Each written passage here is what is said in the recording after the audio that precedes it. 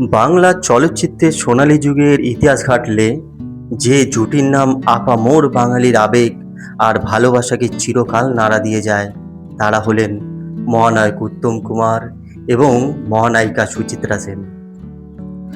1961 সালে মুক্তিপ্রাপ্ত এই জুটির কালজয়ী ছবি সপ্তপদী আজও রোমান্টিসিজমের এক অনন্য মাইলফলক।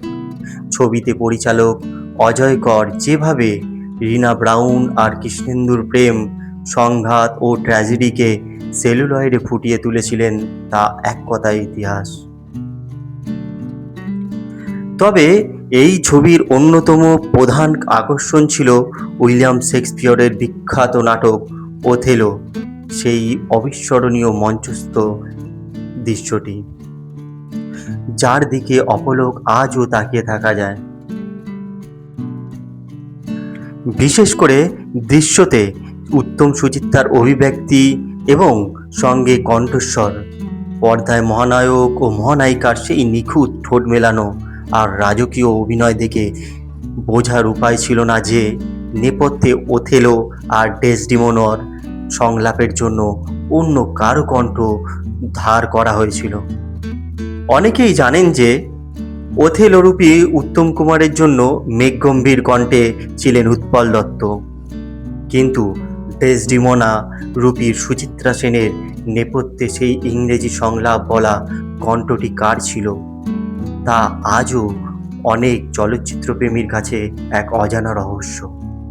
সপ্তপদী ছবিতে রিনা ব্রাউনের চরিত্রে সুচিত্রা সেন যখন মঞ্চে ডেসডিমোনা সেজে নিখুঁত ইংরেজি উচ্চারণ সংলাপ বলছিলেন, নেপথ্যে সেই জাদুকরী কণ্ঠটি দিয়েছিলেন প্রখ্যাত ব্রিটিশ অভিনেত্রী জেনিফার কাপুর, যিনি পরবর্তীকালে হিন্দি সিনেমার কিংবদন্তি অভিনেতা শশী কাপুরকে বিয়ে করেন।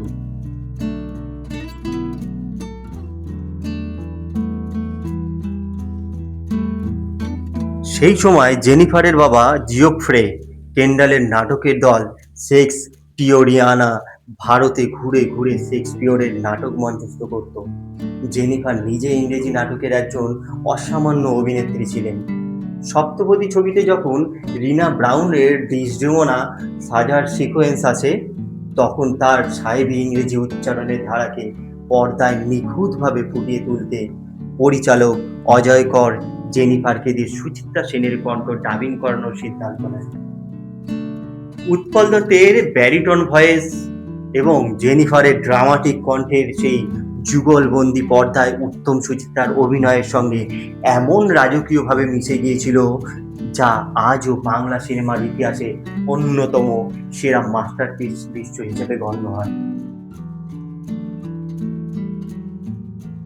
পথ যদি না শেষ হয় তবে কেমন হতো তুমি বলতো।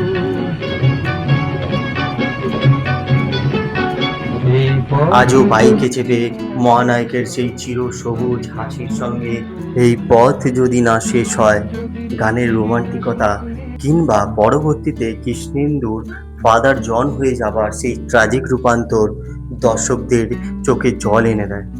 উত্তম কুমারের সেই মায়াবী স্ক্রিন প্রেজেন্স আর সুচিত্রা সেনের চোখের তীব্র চাউনি সপ্তপদীকে শুধু একটা ব্লকবাস্টার ছবি করেনি, বরং বাঙালি সংস্কৃতির এক চিরন্তন নস্টালজিয়ায় পরিণত করেছে।